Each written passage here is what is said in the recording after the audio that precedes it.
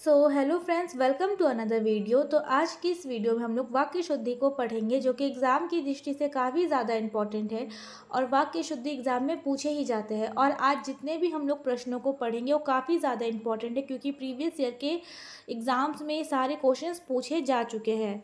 तो जितने भी क्वेश्चन हैं वो काफ़ी ज़्यादा इम्पॉर्टेंट होने वाले हैं। तो चलिए बिना किसी देर के आज की इस वीडियो को शुरू करते हैं।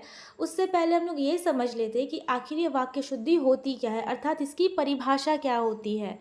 तो क्या हो जाएगा कि समान अर्थ वाले दो शब्दों या विपरीत अर्थ वाले शब्दों के एक साथ इस्तेमाल करने पर वाक्य अशुद्ध हो जाता है, लेकिन जब अनावश्यक शब्द को हटाकर वाक्य को सही किया जाता है उसे ही वाक्य शुद्धि कहते हैं। तो चलिए आज की इस वीडियो को शुरू करते हैं। तो यहाँ पे आज का हम लोग का प्रथम प्रश्न क्या है कि निम्नलिखित वाक्य के किस खंड में त्रुटि है। तो क्वेश्चन क्या है यहाँ पे कि सूर्य पूर्व पर उगता है। तो ऑप्शन क्या है, ए सूर्य, बी पर, सी उगता है, फिर डी पूर्व। तो इसमें से हम लोगों को ये बताना है कि आखिर त्रुटि किस में है। तो इसका सही आंसर क्या हो जाएगा, ऑप्शन नंबर बी पर। तो सूर्य पूर्व पर उगता है, तो यहाँ पे पर है वो क्या है, त्रुटि है। जबकि पर नहीं होगा, अपितु क्या हो जाएगा, में। सूर्य पूर्व में उगता है, ये शुद्ध हो जाएगा। अब बढ़ते हैं नेक्स्ट क्वेश्चन की तरफ, और यहाँ पे पूछा गया है कि निम्नलिखित वाक्य के किस खंड में त्रुटि है। तो यहाँ पे क्वेश्चन क्या है कि जीवन और साहित्य का घोर संबंध है। तो ऑप्शन क्या है, ए जीवन, बी संबंध, सी साहित्य या फिर डी घोर। तो इसका सही आंसर क्या हो जाएगा, ऑप्शन नंबर डी घोर। तो घोर जो है यहाँ पे त्रुटि है। तो जीवन और साहित्य का घोर संबंध नहीं होता है, अपितु जीवन और साहित्य का घनिष्ठ संबंध है, अर्थात गहरा संबंध है। तो जीवन और साहित्य का घनिष्ठ संबंध है, ये शुद्ध वाक्य हो जाएगा। अब बढ़ते हैं नेक्स्ट क्वेश्चन की तरफ, और यहाँ पे नेक्स्ट में पूछा गया है कि निम्नलिखित वाक्य के किस खंड में अशुद्धि है। तो वाक्य क्या है यहाँ पे कि गौतम बुद्ध ने पाली भाषा में उपदेश दिया। ऑप्शन क्या है यहाँ हमारे, ए उपदेश, बी दिया, सी पाली या फिर डी भाषा। तो इसका सही आंसर क्या होगा, ऑप्शन नंबर सी पाली। तो गौतम बुद्ध ने पाली भाषा में उपदेश दिया। पाली यहाँ पे अशुद्ध है, लेकिन जब हम लोग पाली लिखेंगे तो ऐसे नहीं लिखेंगे, बल्कि कैसे लिखेंगे, पाली में छोटी की मात्रा होगी। तो गौतम बुद्ध ने पाली भाषा में उपदेश दिया। अब बढ़ते हैं नेक्स्ट क्वेश्चन की तरफ, और यहाँ पे पूछा गया है कि निम्नलिखित वाक्य में त्रुटि पहचानिए। यहाँ वाक्य क्या है कि मैंने हाथ जोड़ दिया। ऑप्शन क्या है यहाँ हमारे, ए दिया, बी मैंने, सी हाथ या फिर डी जोड़। तो इसका सही आंसर क्या होगा, ऑप्शन नंबर ए दिया। तो मैंने हाथ जोड़ दिया। जबकि शुद्ध वाक्य क्या हो जाएगा कि मैंने हाथ जोड़ दिए। अब बढ़ते हैं नेक्स्ट की तरफ, और यहाँ पे पूछा गया है कि निम्नलिखित वाक्य के किस भाग में वर्तनी संबंधित त्रुटि है। तो आजकल दिल्ली के प्रगति मैदान में हस्तशिल्प प्रदर्शनी चल रही है। तो यहाँ पे ऑप्शन क्या है, ए प्रगति मैदान, बी आजकल दिल्ली के, या फिर सी चल रही है, या फिर डी हस्तशिल्प प्रदर्शनी। तो इसका सही आंसर क्या हो जाएगा, इसमें कहाँ पे वर्तनी संबंधित त्रुटि है। तो ऑप्शन नंबर डी जो है वो करेक्ट होगा, हस्तशिल्प प्रदर्शनी। तो यहाँ हस्तशिल्प ठीक है, पर प्रदर्शनी गलत है। जब हम लोग प्रदर्शनी लिखेंगे तो इस तरीके से लिखेंगे। तो आजकल दिल्ली के प्रगति मैदान में हस्तशिल्प प्रदर्शनी चल रही है। तो अब हम लोग बढ़ते हैं हमारे नेक्स्ट क्वेश्चन की तरफ, और यहाँ नेक्स्ट में पूछा गया है कि निम्न विकल्पों में से अशुद्ध वाक्य छांटिए। तो यहाँ हमारे वाक्य क्या है, ऑप्शन ए शीला को नाटक अच्छा लगा, बी लड़की पुस्तक पढ़ती है, या फिर सी मुझे उससे पर दया आती है, फिर ऑप्शन नंबर डी लड़के ने घर जाना है। तो यहाँ पे ऑप्शन नंबर ए और बी दोनों ही शुद्ध है। अशुद्ध क्या आ जाएगा, ऑप्शन नंबर सी और डी। तो मुझे उसे पर दया आती है, ये रॉन्ग है। इसका शुद्ध क्या हो जाएगा, मुझे उस पर दया आती है। और लड़के ने घर जाना है नहीं, अपितु लड़के को घर जाना है, ये शुद्ध वाक्य हो जाएगा। अब बढ़ते हैं नेक्स्ट क्वेश्चन की तरफ, और यहाँ नेक्स्ट में पूछा गया है कि निम्नलिखित में से अशुद्ध वाक्य कौन सा है। ऑप्शन ए सुमेध आज छुट्टी पर है, या फिर बी अंजना ने नई साड़ी खरीदी, ऑप्शन सी कोयल पेड़ में बैठी है, फिर ऑप्शन नंबर डी वसुंधरा बहुत सुरीला गाती है। तो इसका सही आंसर क्या हो जाएगा, ऑप्शन नंबर सी जो है वो अशुद्ध वाक्य है। क्या है, कोयल पेड़ में बैठी है। कोयल पेड़ में नहीं बैठती, अपितु क्या होगा इसका शुद्ध वाक्य, कोयल पेड़ पर बैठी है। अब बढ़ते हैं नेक्स्ट की तरफ, और यहाँ पे पूछा गया है कि निम्नलिखित वाक्य के किस भाग में शब्द चयन संबंधित अशुद्धि है। तो यहाँ पे वाक्य क्या है कि हिंदी के प्रचार में बहुत बड़े बड़े संकट हैं। ऑप्शन है यहाँ पे ए हिंदी के, या फिर बी बहुत, सी प्रचार में, या फिर डी बड़े बड़े संकट। तो यहाँ पे इसका सही आंसर क्या हो जाएगा? ऑप्शन नंबर डी बड़े बड़े संकट। तो बड़े बड़े संकट जो है ये अशुद्ध हो जाएगा। तो यहाँ पे जो है बड़े बड़े संकट नहीं होगा, अपितु यहाँ पे बड़ी बड़ी बाधाएं जो है वो शुद्ध हो जाएगा। तो हिंदी के प्रचार में बहुत बड़ी बड़ी बाधाएं हैं, ये शुद्ध वाक्य होगा। अब बढ़ते हैं नेक्स्ट क्वेश्चन की तरफ, और यहाँ नेक्स्ट में पूछा गया है कि वर्तनी की दृष्टि से शुद्ध वाक्य का चयन कीजिए। तो यहाँ पे हमारे ऑप्शन क्या है कि काम पूरा कर डालो नहीं तो जुर्माना होगा। ऑप्शन नंबर बी है कि इस समय सर्दी है इसलिए कोट पहन लो, या फिर ऑप्शन नंबर सी दोष तुम्हारा है और इसका मुझे विश्वास है, या फिर ऑप्शन नंबर डी वक्त निकल जाता है पर बात याद रह जाती है। तो वर्तनी की दृष्टि से शुद्ध वाक्य का चयन करना है यहाँ पे, तो सही क्या हो जाएगा? ऑप्शन नंबर डी वक्त निकल जाता है पर बात याद रह जाती है, ये शुद्ध वाक्य है और ये सही है। यहाँ पर जो है कि काम पूरा कर डालो नहीं तो जुर्माना होगा, तो यहाँ पे जुर्माना होगा नहीं बल्कि जुर्माना लगेगा। ऑप्शन नंबर बी में इसीलिए गलत है, और ऑप्शन नंबर सी में दोष जो है वो गलत लिखा गया है।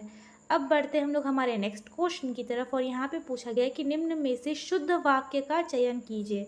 ऑप्शन क्या है यहाँ हमारे? ऑप्शन नंबर ए उन लोगों की मनोवृत्ति ठीक नहीं लगती, या फिर ऑप्शन नंबर बी खुदा की कसम गजब हो गई, ऑप्शन सी इस लड़की का चाल ठीक नहीं है, या फिर ऑप्शन नंबर डी यहाँ के हवा पानी बहुत ख़राब है।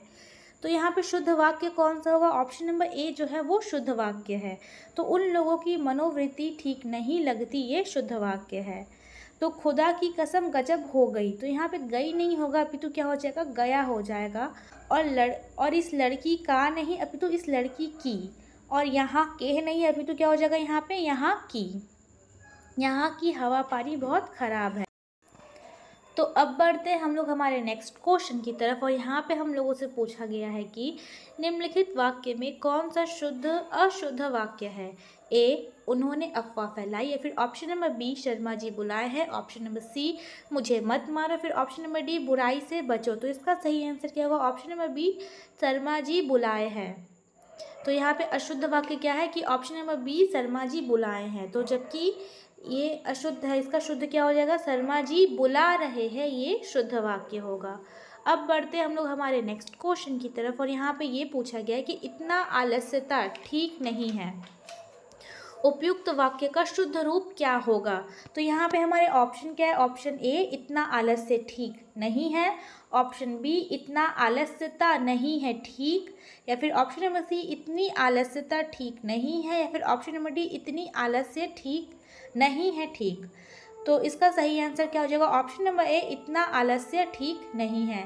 आलस्यता नहीं होता है अपितु क्या हो जाएगा? सिर्फ और सिर्फ आलस्य, और आलस्य पुल्लिंग शब्द है इसीलिए इसके संग इतना लगेगा, तो इतना आलस्य ठीक नहीं है। अब बढ़ते हम लोग हमारे नेक्स्ट क्वेश्चन की तरफ, तो यहाँ पे पूछा गया है कि निम्नलिखित में से शुद्ध वाक्य कौन सा है? यहाँ पे हमारे ऑप्शन के ऑप्शन ए राघव अपने मामे के साथ घूमने गया है, ऑप्शन बी रमेश आगरे गया था, या फिर ऑप्शन नंबर सी सीता पटने से आई है, फिर ऑप्शन नंबर डी अल्पेश सवेरे जल्दी उठता है। तो यहाँ पे शुद्ध वाक्य कौन सा है? तो ऑप्शन नंबर जो डी है वो करेक्ट है। तो सही आंसर क्या हो जाएगा? ऑप्शन नंबर डी अल्पेश सवेरे जल्दी उठता है। तो राघव अपने मामे के साथ नहीं अपितु क्या हो जाएगा? राघव अपने मामा के साथ घूमने गया है, ये वाक्य शुद्ध होगा। और रमेश आगरे गया था, तो यहाँ पे आगरे नहीं होगा, क्या हो जाएगा? आगरा। और सीता पटने से नहीं अपितु क्या हो जाएगा? सीता पटना से आई है। तो अब हम लोग बढ़ते हैं हमारे नेक्स्ट क्वेश्चन की तरफ, और यहाँ पे हम लोगों से पूछा गया है कि उसने मेरे साथ गद्देदारी की है, उपयुक्त वाक्य के किस भाग में अशुद्धि है? तो यहाँ पे हमारे ऑप्शन के ऑप्शन ए मेरे साथ, या फिर बी की है, या फिर सी उसने। तो इन तीनों में कोई भी अशुद्धि नहीं है, तो इसका सही आंसर क्या हो जाएगा? ऑप्शन नंबर डी गद्देदारी, जबकि गद्देदारी नहीं होता अपितु क्या हो जाएगा? गद्दारी। अब बढ़ते हैं नेक्स्ट क्वेश्चन की तरफ। तो निम्नलिखित में से अशुद्ध वाक्य कौन सा है? तो यहाँ हमारे ऑप्शन क्या है? ऑप्शन ए, मनुष्य संभवतः अकेलापन पसंद नहीं करता। या फिर ऑप्शन नंबर बी, विकास के सूत्र मानव के हाथ में हैं। या फिर ऑप्शन नंबर सी, देश में सर्वस्व शांति होना चाहिए। या फिर ऑप्शन नंबर डी, मनुष्यता मनुष्य की अमूल्य निधि है। तो यहाँ पे अशुद्ध क्या आ जाएगा? ऑप्शन नंबर सी जो है वो करेक्ट आंसर है।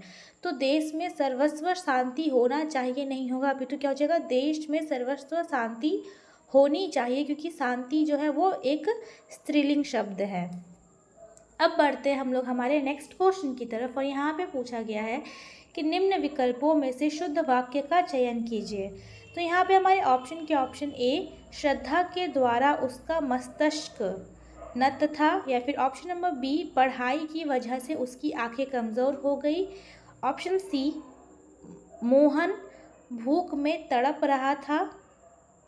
या फिर ऑप्शन नंबर डी, वह चिंता करती करती मर गई।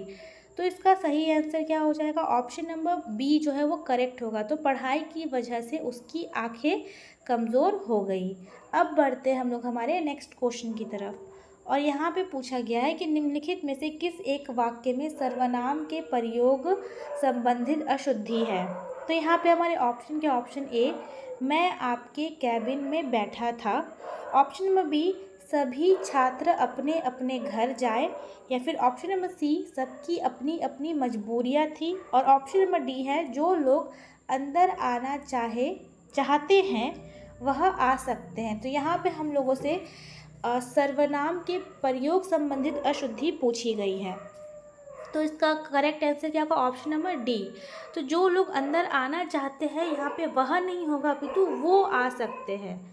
तो जो लोग अंदर आना चाहते हैं वो आ सकते हैं, ये शुद्ध वाक्य हो जाएगा।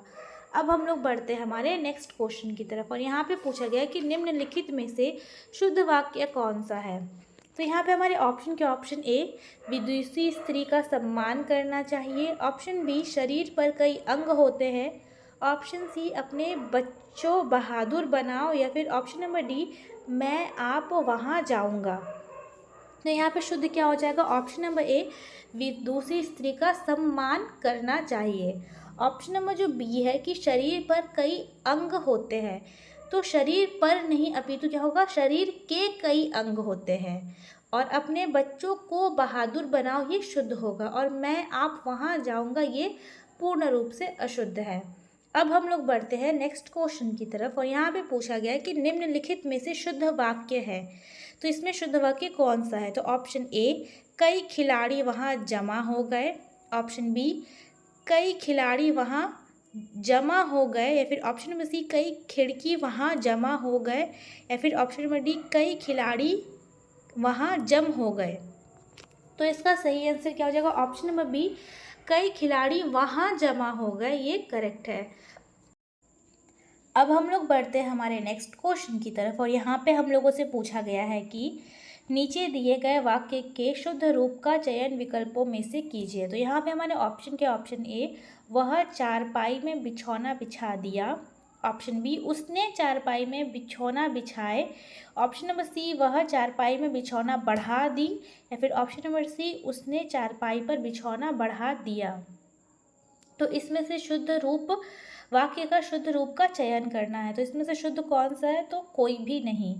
चारों के चारों वाक्य जो है वो चारों ही अशुद्ध है। अब बढ़ते हम लोग हमारे नेक्स्ट क्वेश्चन की तरफ। तो निम्नलिखित वाक्य के किस शब्द में अशुद्धि है? तो उनकी दृष्टि शून्य आकाश की ओर थी। तो यहाँ पे हमारे ऑप्शन के ऑप्शन ए, आकाश, बी उनकी, सी दृष्टि, या फिर डी शून्य।